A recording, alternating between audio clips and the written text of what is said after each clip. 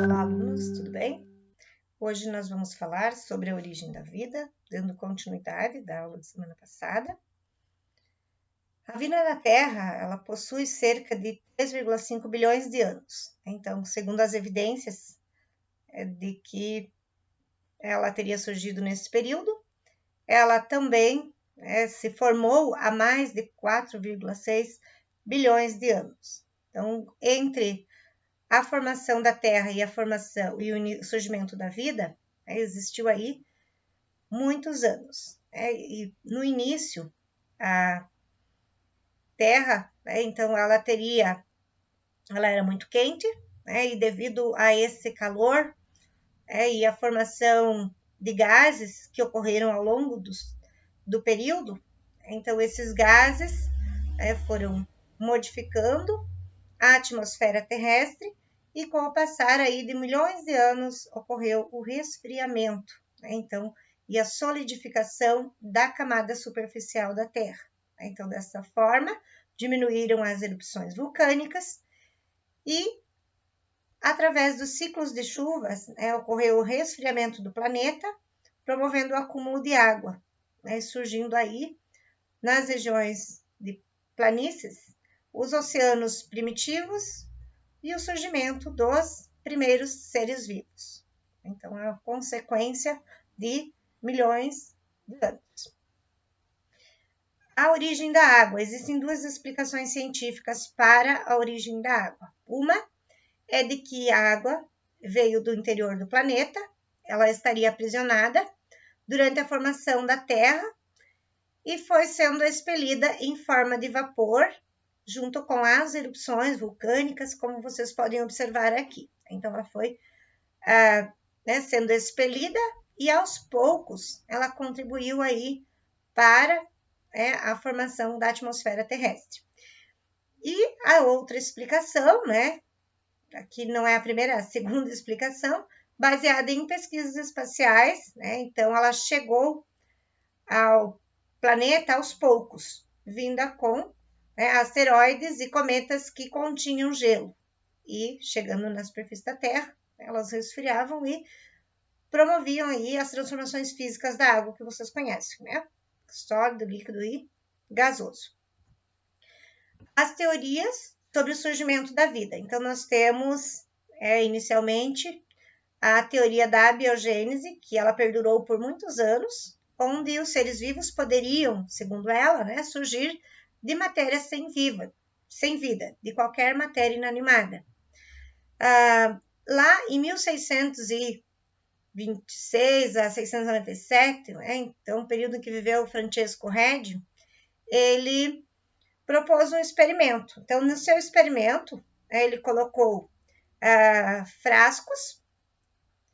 Nesses frascos, ele colocou, então, pedaços de carne ou matéria orgânica, e alguns ele cobriu com um pedaço de pano e outros ele deixou aberto. Então, o que aconteceu? Então, ele observou que nos frascos que ficaram cobertos não houve proliferação de larvas, não surgiram moscas.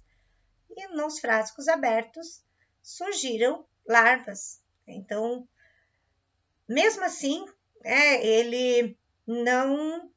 a sua teoria não foi aceita totalmente. Por quê? Porque ainda depois vieram a questão dos micro-organismos, Então, como que surgem o apodrecimento, ou o azedamento do leite e assim por diante. Então, ainda ela não conseguiu superar ou suplantar essa teoria, de que de qualquer matéria sem vida originariam seres vivos. Aí, nós temos lá, em 1822 a 1895, o Louis Pasteur, que fez um experimento. Então, ele colocou aqui, como vocês podem observar, num frasco, um caldo nutritivo, contendo aí matéria orgânica, e ele colocou também um gargalo. Notem, que ele tem uma curvatura. Ele aqueceu esse caldo e foi esterilizado, Então, e deixou por um determinado período. E notou que não desenvolveram micro-organismos, tá? Então, essa curvatura do gargalo impedia, né, já a entrada, né, de micro-organismos que provavelmente estão no ar. E para contestar isso, né, então ele fez um experimento onde ele não deixou o gargalo. E nesse experimento aqui, né, aparecem sim, micro-organismos.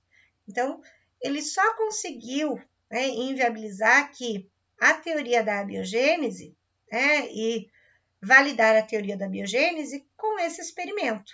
Então, o que Red não conseguiu mostrar, ele conseguiu aqui, justamente, né, porque micro-organismos também são seres vivos. E os primeiros seres vivos teriam surgido a partir aí, né, daquela origem que a gente comentou, então a origem da Terra, origem dos gases e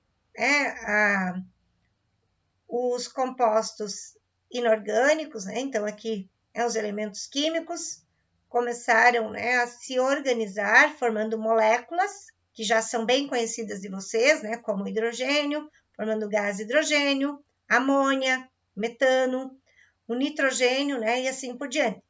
E o surgimento de moléculas orgânicas simples, como aminoácidos, açúcares e ácidos graxos, e essas moléculas, então, formaram moléculas orgânicas maiores, podendo, então, dar origem aí ao DNA, ao material genético.